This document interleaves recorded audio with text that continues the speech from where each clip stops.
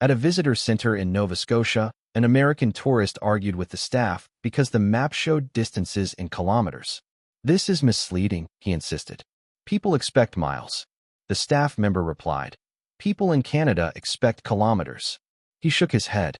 "But tourists don't." A woman behind him whispered, "We do." He demanded a mile-converted version, as if the center functioned like a custom print shop. The staff politely offered a conversion chart. He said, "No, no, no, you should fix your maps." The staff smiled tiredly. "Sir, Canada uses the metric system." He delivered the iconic line. "Well, have you considered switching for tourism?" A man in a fishing jacket replied, "Tourism doesn't run the country. Winter does." The American walked away muttering something about Canada losing potential visitors. Everyone else walked away proud of their kilometers. In Winnipeg, an American man shopping at Safeway became irritated because the cashier kept asking, "How's your day going?" He snapped, "Can we skip the small talk?" She replied, "Sure. Want your receipt?" He blinked. "Don't be weird." She wasn't. He later complained to customer service. "Your staff talk too much. It feels like a trap." The manager explained Canadians often make polite conversation. He responded, "But politeness should be optional." The manager smiled. "It is. For you, not for us." He then suggested the store adopt American-style efficiency, where employees avoid emotional engagement. A woman in line turned and said, "Sir, she asked how your day was, not your trauma." He left declaring Canada had weaponized friendliness. In Victoria, a couple from Arizona looked horrified when they realized the nearest Starbucks was a 12-minute walk away. "This is unacceptable," the husband said. "A city needs multiple Starbucks per block." A passerby smiled. "No, it doesn't." They approached a local cafe and demanded the barista add pumpkin syrup, caramel foam, and a custom drizzle pattern. The barista gently explained they serve normal coffee. The wife replied, "That's not coffee. That's breakfast sadness." They suggested the cafe partner with American brands to modernize Canada's coffee culture. A man playing chess outside said, "It's not outdated. It's caffeinated." They left a one-star review titled, "Canada Resists Progress." Canada slept fine. Outside a government building in Ottawa, an American woman scolded a security guard because the Canadian flag wasn't big enough. She said national pride requires at least 3 times that size. The guard replied, "Ma'am, this is Canada. We don't measure patriotism in square footage." She argued the flag should be brighter, higher, and more dramatic. A civil servant walking by said, "It's a flag, not a Broadway intro." She insisted Canada wasn't marketing itself properly. The guard explained Canada prefers subtlety. She responded, "That's your problem." He nodded, "And our stability." She left saying she would email someone important. Canada continued calmly not caring. In Halifax, an American man stared at a narrow downtown street and yelled at a city worker, "You need to widen this. Cars can't breathe." The worker replied, "Cars don't breathe." The man wasn't satisfied. He insisted that Canada should redesign older neighborhoods to fit proper American vehicle dimensions. The worker asked, "How big is your vehicle?" He proudly said, "A Chevy Suburban." The worker nodded. "This is why we don't widen roads." He suggested the city embrace modern American infrastructure standards. A woman walking her dog said, "Or you could embrace walking."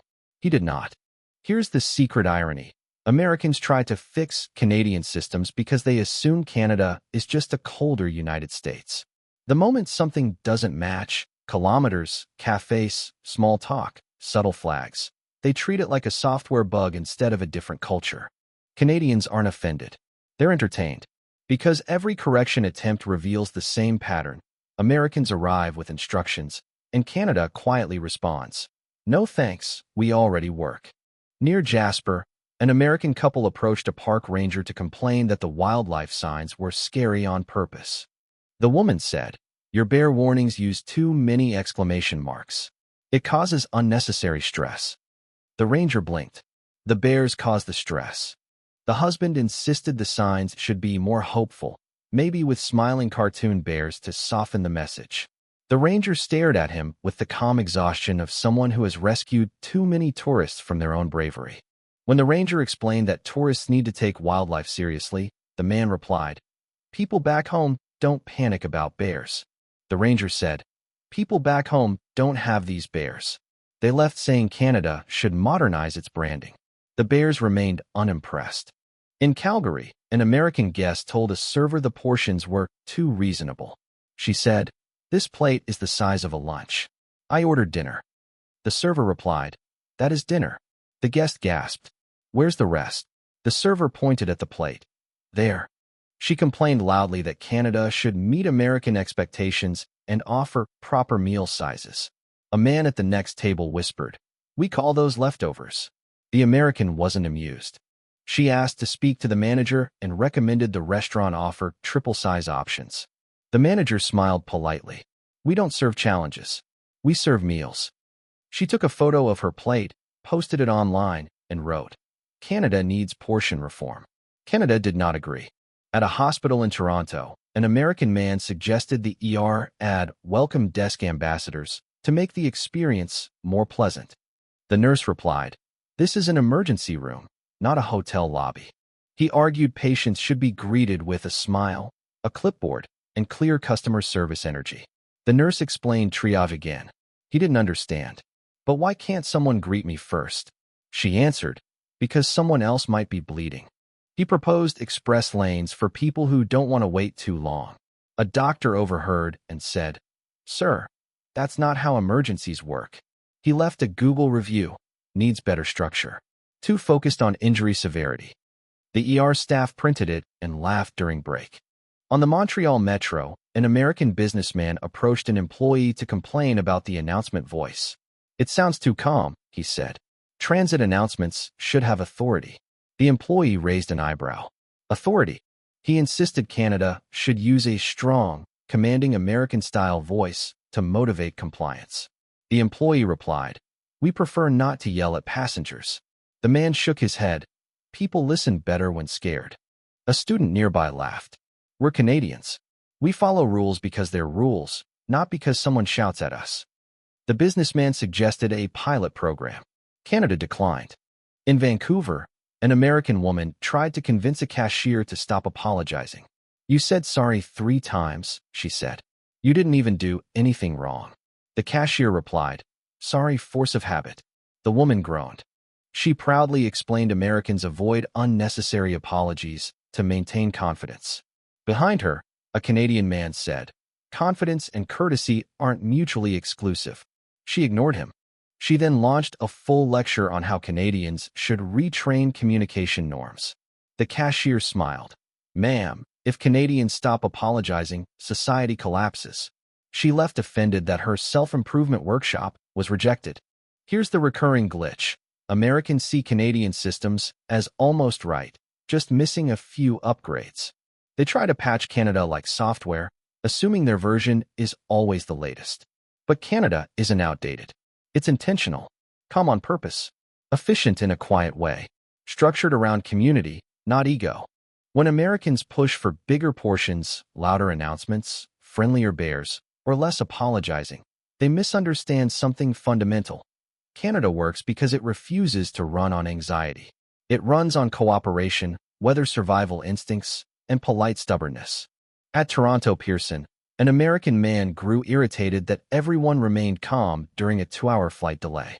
"Why is no one protesting? Why is everyone just sitting?" he demanded. A woman knitting replied, "Because yelling won't make the plane appear." He tried to rally the crowd. "We need to push for answers." A Canadian dad adjusted his headphones and said, "The answer is weather." But the man insisted they apply pressure. He even attempted to start a chant, "We deserve updates." It didn't catch on. A gate agent calmly announced, "Thank you for your patience." The American shouted, "Don't thank us, fix it." A guy in a Leafs hoodie whispered, "Buddy, calm is free." He eventually sat down, defeated by collective serenity. In Toronto, an American woman tried tipping a subway employee who helped her navigate the TTC map. He refused. "Ma'am, we can't accept tips." She insisted. "But you provided good service." He repeated, "Still can't." She then delivered a full TED Talk on how gratitude-driven incentive systems improve worker performance. The employee calmly replied, "We're paid to help, not to hustle." She wasn't satisfied. When another commuter confirmed that tipping isn't part of Canadian transit culture, she gasped, "But how do you encourage better service?" A man beside her answered, "By not underpaying people in the first place." She looked at the subway like it had personally betrayed capitalism.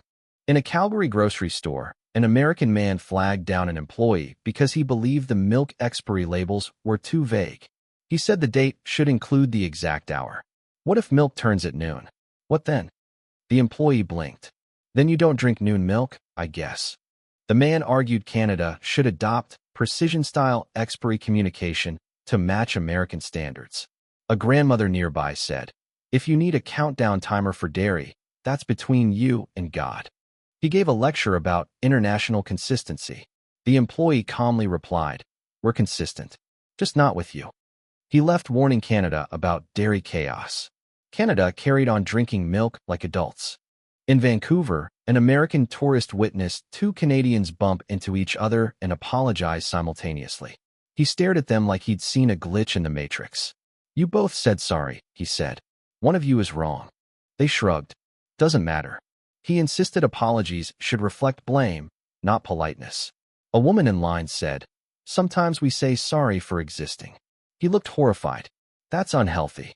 He proposed Canadians adopt a new system. One person apologizes.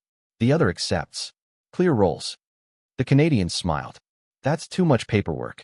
He walked away muttering, "This country needs emotional boundaries." Canada continued thriving without them. An American woman in Edmonton confronted a hotel receptionist because the weather app said -8 degrees Celsius, but it felt like -20. She demanded the city update its reporting standards. The receptionist said, "Wind chill exists." She replied, "Then include it in the number." The receptionist explained that "feels like" is a separate line for clarity. The woman insisted, "No, combine them. I want one truth." A guy near the elevator said, "There is only suffering." She declared Canada's weather system dishonest. The receptionist replied, "Ma'am, our weather doesn't lie. It just hurts." She left in emotional defeat and physical frostbite. The deeper pattern becomes obvious. Americans don't simply disagree with Canada, they try to optimize it. They see politeness, weather standards, signs, and delays as features needing improvement. Canadians see them as reality. Canada isn't broken. It's just running on collective calm and meteorological trauma. So when Americans attempt to correct Canada, they're not fixing flaws, they're misreading culture. And culture always wins, especially when backed by snow, silence, and laws that don't bend for customer satisfaction. In Ottawa, an American man pressed the crosswalk button once, waited 3 seconds, then pressed it again repeatedly like he was rebooting it. A Canadian beside him said gently, "It works. Just wait." The man scoffed, "This system is slow. You need faster cycles." He proposed syncing the crosswalk to U.S. style timings so pedestrians move with purpose. The Canadian replied, "We move with safety." The man didn't like that answer. "Back home, the light changes in 8 seconds." The Canadian nodded. "And back home, people get hit." When the light finally changed, the man muttered, "Canada needs efficiency upgrades." A nearby cyclist said, "Sir, that was efficient. You're just impatient." He crossed the street, uncorrected. In a quiet Banff hotel lobby, an American guest approached the front desk and said, "You need music. It's too silent. It feels abandoned." The receptionist replied, "It's peaceful." He shook his head. Peaceful is unsettling. He suggested installing speakers, curating playlists, and hiring a vibe director to improve the emotional atmosphere. The receptionist said, "Sir, people come here to escape noise." The man looked personally wounded. He insisted silence makes guests question the professionalism. A woman by the fireplace said, "Or it helps them hear their thoughts." He left a comment online. Hotel should modernize its ambience. Too much tranquility. Canadians considered that a compliment. At a Wendy's in Regina, an American man began timing the drive-through line on his phone. After 45 seconds, he leaned out of his window and shouted, "Pick it up. I've seen seniors move faster." A Canadian teen ahead of him calmly rolled up her window. When he finally reached the speaker, He lectured the employee about American drive-through speed expectations, complete with statistics. The employee responded, "Sir, we're making sandwiches, not launching rockets." He suggested Canada adopt urgency training. A man behind him said, "We're urgent when it matters. Burgers don't matter." He drove away offended and still hungry. In a Vancouver park, an American tourist complained to a ranger that there weren't enough trash cans. "You expect people to carry garbage?" The ranger replied, "Yes." The man gasped. "That's unrealistic." He insisted Canada increase bins every 20 feet, like back home. The ranger explained that fewer bins mean fewer animals getting into garbage and fewer bears showing up for lunch invitations. The man said, "Just make the bears adapt." A jogger passing by whispered, "They adapted by being huge." The Americans submitted an online suggestion form demanding better convenience infrastructure. The bears did not care. At a hotel in St. John's, an American businessman complained that the shower pressure wasn't aggressive enough. He said, "I want it to feel like a power wash." The receptionist replied, "Our pipes would prefer we didn't." He argued high-pressure showers improved guest satisfaction, and Canada should prioritize American comfort levels. A Canadian plumber standing nearby said, "Our buildings weren't designed for hydraulic violence." The man suggested the hotel upgrade to U.S. water standards. The receptionist replied, "Sir, this is Newfoundland. Our water standards are it works and doesn't explode." He left believing Canada needed pressure reform. Canada believed he needed therapy. In Whistler, an American tourist approached the info desk looking genuinely disturbed. "Everyone here is so quiet," she said. "It's unsettling. You need signs explaining the silence." The staff member replied, "It's peaceful." The tourist sighed. "No, peaceful has instructions. This is unstructured quiet."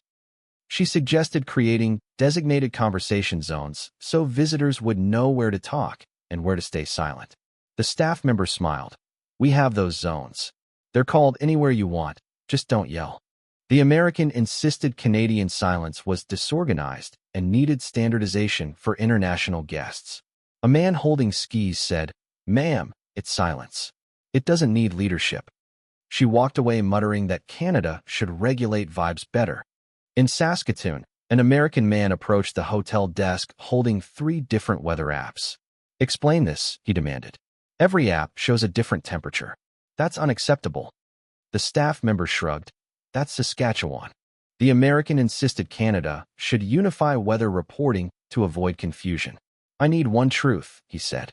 The staff replied, "The truth is, it's cold and unpredictable. That's the whole truth." When he suggested the government create national winter accuracy standards, a woman in the lobby said, "Sir, our weather doesn't follow rules." He looked shaken, like someone who just learned snow doesn't come with instructions. In Quebec City, an American couple asked their server for a full bucket of ice for their table. The server politely said, "We don't do that." They looked at him like he'd refused to bring them oxygen. "But our drinks are warming up," the husband said. The server smiled. "That's their nature." They explained that in the U.S., every drink must be Arctic cold, and tried to teach the server proper beverage chilling standards. He replied, "If we add more ice, you'll be drinking ice with a hint of beverage." They suggested the restaurant upgrade its ice policies. A man at a nearby table whispered, "Americans fear warmth." The server brought them 1 additional ice cube, symbolically. In Victoria, an American man stopped at a crosswalk when he saw a driver yield to pedestrians. He ran up to the car and said, "Don't do that. It slows traffic efficiency." The driver replied, "It prevents death." The American argued that in the U.S., people move with flow and suggested Canada reduce excessive politeness on the roads. The driver said, "Sir, that's called common decency." Another driver rolled down their window and added, "If you don't want courtesy, you picked the wrong country." The American walked away muttering that Canada needs more road aggression to evolve. In Toronto, an American man was shocked to see a public washroom that was clean but had no employee stationed at the door. "Who maintains this?" he asked. A Canadian replied, "Everyone." The American insisted Canada should hire washroom hosts to welcome guests, monitor flow, and maintain standards. The Canadian said, We just behave like humans. The American explained that without attendance, people act wild. An elderly man in line said, "In Canada, people aren't wild." The American looked like he'd discovered a society running on trust instead of supervision. He called it an unstable social experiment. Canada called it Wednesday. Here's the truth Canadians already know. Americans don't try to correct Canada because they dislike it, but because they assume the world runs on the same default settings as home.